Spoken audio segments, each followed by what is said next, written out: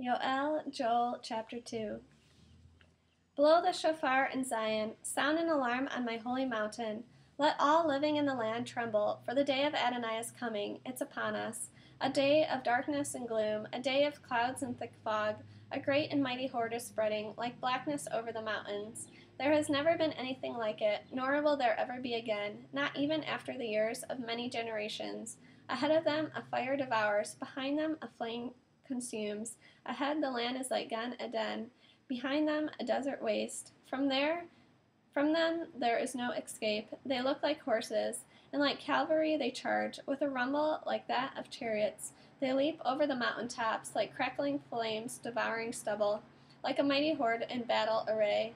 At their presence the peoples writhe in anguish. Every face is drained of color. Like warriors they charge. They scale the wall like soldiers.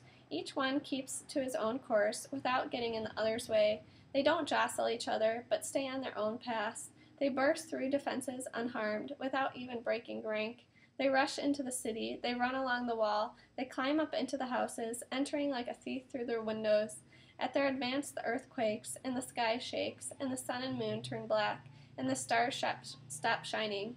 Adonai shouts orders to his forces, his army, his immense mighty, and it does what he says. For great is the day of Adonai, fearsome, terrifying, who can endure it? Yet even now, says Adonai, turn to me with all your heart. With fasting, weeping, and lamenting, tear your heart, not your garments, and turn to Adonai your God, for he is merciful and compassionate, slow to anger, rich in grace, and willing to change his mind about disaster.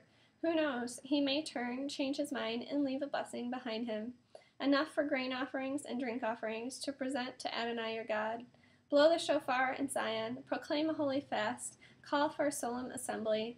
Gather the people, consecrate the congregation, assemble the leaders, gather the children, even infants sucking at the breast. Let the bridegroom leave his room, and the bride the bridal chamber. Let the Kohanim priests who serve Adonai stand weeping between the vestibule and the altar. Let them say, spare your people, Adonai. Don't expose your heritage to mockery, or make them a byword among the Goyim nations. Why should the people say, where is their God?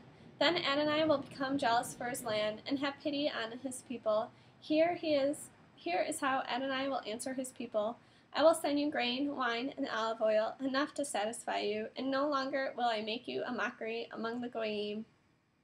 No, I will take the northerner away, far away from you, and drive him to a land that is waste and barren, with his vanguard toward the eastern sea, and his rearguard toward the western sea. His stench and his rottenness will rise, because he has done great things.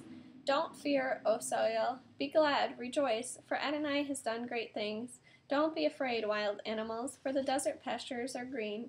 The trees are putting out their fruit, the fig tree and vine are giving full yield.